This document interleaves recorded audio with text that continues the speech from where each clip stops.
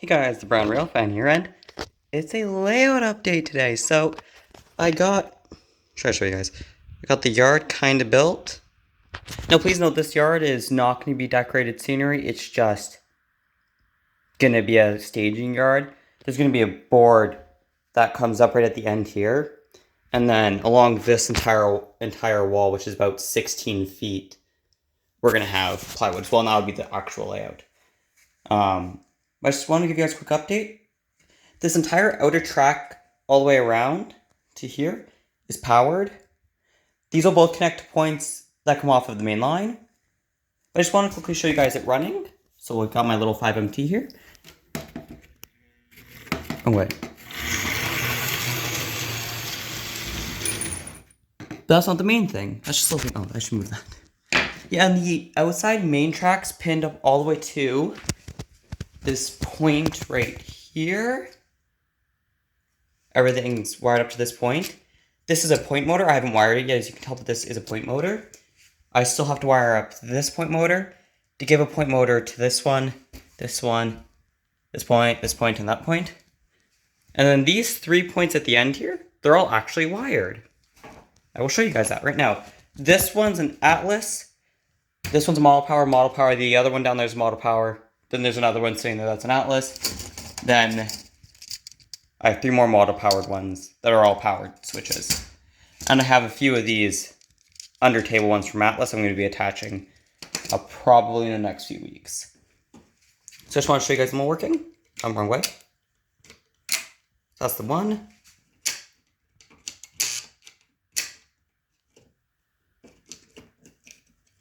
Oh, wrong way.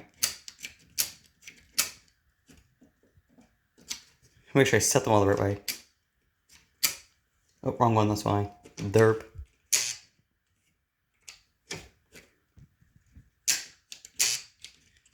What I suggest doing is leaving points, like leaving the switches here on the direction. So let's say it's going straight, have those set up so when you click it, it'll just go here. That way you don't have to guess. These will be getting installed roughly right about here with the other ones all actually attaching into this, and because this one doesn't have anything attached yet to it, obviously no wires. I just have it there anyways. I'm going to attach all the control sends up all in one, because again, this yard is just for scenery, or just for being useful. And I will put a barrier here eventually so nothing comes off the table. And currently, as you can see, we have about 1, 2, 4, 6, 7, and then potentially an 8th line going here. I might actually remove this point, these 2 points here, and they're in their entirety, and just have this as the siding. And then maybe having some test track in this gap here. This is my F40PH. I have some test track in here for testing DC, and a programming track for testing DCC and programming DCC engines. My 5MT there is a Bachmann split chassis, so I unfortunately can't. I'm filming this off my phone right now, so I'm sorry if the audio is kind of bad. And we are in the basement, so it is echoey. Yes, the next plans are for me to build this out, basically. So it's just a quick layout update. I will try to film the construction of the main layout for you guys. I'm not going to do that right now, though. Oh yeah, and from here on is not... From here back on the main line, that's what's all it is. I need to nail down the entire yard. You need to nail down this. If you're wondering why that gift card's there, it's because I made a mistake. I was going to put a reverse loop in, but then I decided not to put a reverse loop in. So I'm going to have to take some of the probably up to here, take these 2 nails out, and then I'll angle the track. That way we don't have any connections. Otherwise it will short circuit the entire layout. I have a whole bunch of track in here, and a ton of track in here, and some more track that should be underneath the table. That's not underneath the table. Oh yeah, I should do a video on these, but anyways. Oh yeah, here's the other point motors. I took one of them out of its box. I still took the other 2 out, but I should put this up on the layout so I know where it is. And if you're wondering how the layout is powered, look, has a knuckle on it. I'll show you guys right now how the light's powered. I have an extension cord running right now. Because this power source here is just temporary until we get this all sorted out, then we're putting in a different one in. And it's also very hard to reach, because this is actually going to be butted up against the wall. I just moved it away so I can work on the side here, even though I have to move it away some more. But it's empowered by an old LifeLight controller. I have 2 of these. These two wires here are for the main layout. They come up through a hole that's right there, as you can see. And then I'm not sure if you can see the other 2 there. I'm having a hard time focusing. There you go. Those little 2, the yellow and the blue there, those are what powers the point motor. And the point motors can power even if this is off. And yeah, it's being held on by 2 screws.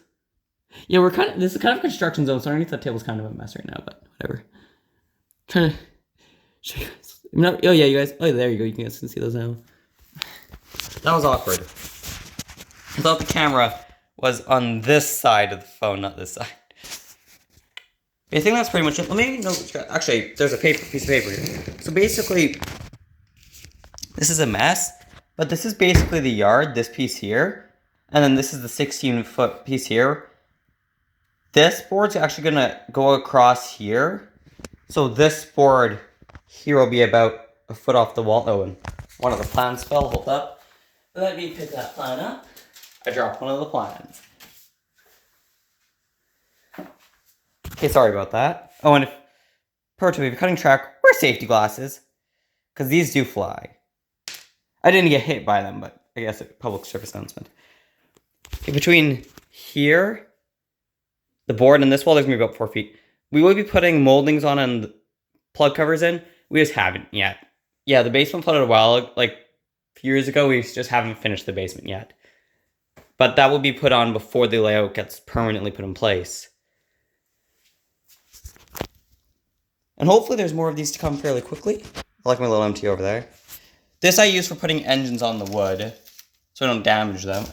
I should get back on there. So should the other engine. Hold up. Should have done this beforehand, but I didn't think about it.